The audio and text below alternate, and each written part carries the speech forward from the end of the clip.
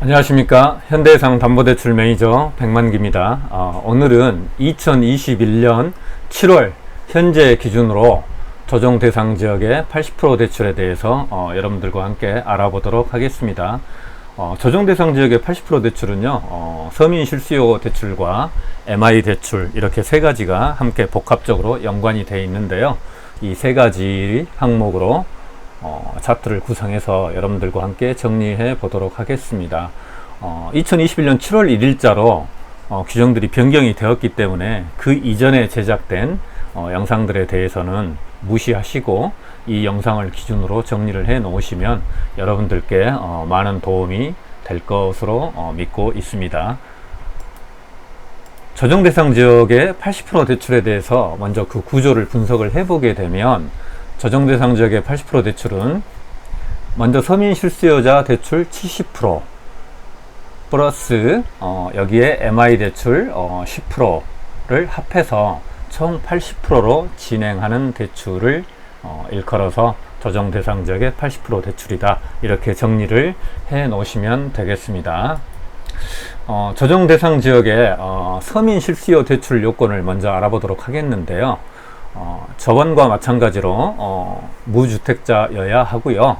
두 번째로 부부 합산 연소득이 그 전에는 8천만 원까지였죠. 근데 이번에는 9천만 원 이하로 이렇게 조금 더 1천만 원이 업이 되었습니다. 그리고 담보 목적물 가액, 즉 우리가 아파트를 구매하고자 하는 가액이 그 전에는 5억까지였죠. 그런데 지금은 8억까지 3억 정도가 더 업이 되었고요.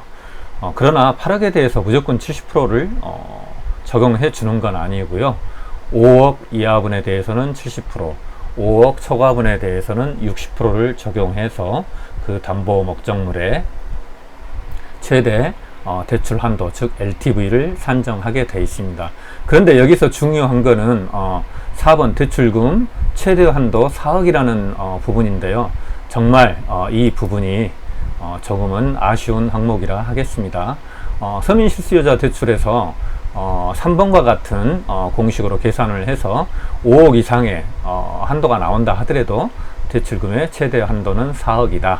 즉 4억까지 밖에 대출을 할 수 없다. 이렇게 정리를 하시면 되겠습니다.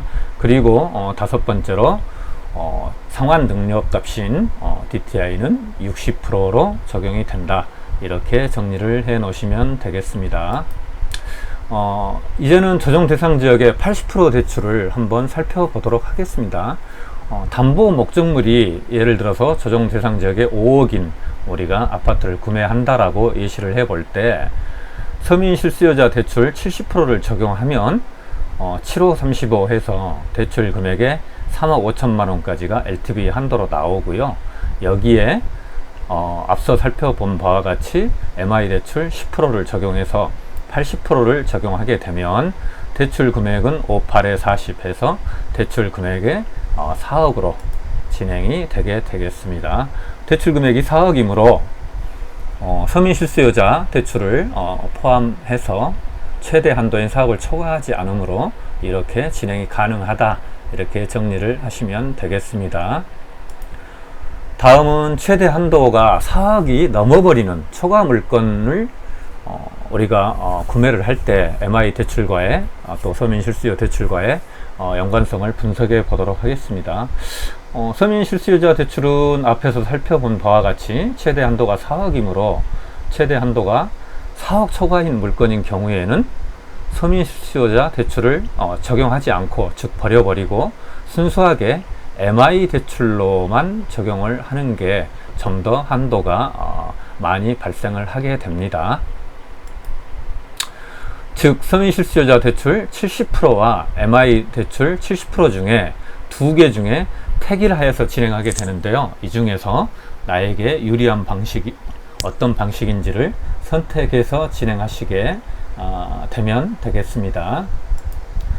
예를 들어서 앞서도 얼핏 살펴보았지만 8억인 우리가 아파트를 구매한다고 할 때 이 부분은 서민실수요 70%를 적용하면 앞서 규정에 보았듯이 5억에 70%인 3억 5천만 원, 그리고 5억 초과분인 3억의 60%인 1억 8천만 원, 이렇게 한도를 계산해서 총 그 결과값은 5억 3천만 원이 나오지만 서민실수의 최대 한도는 얼마다?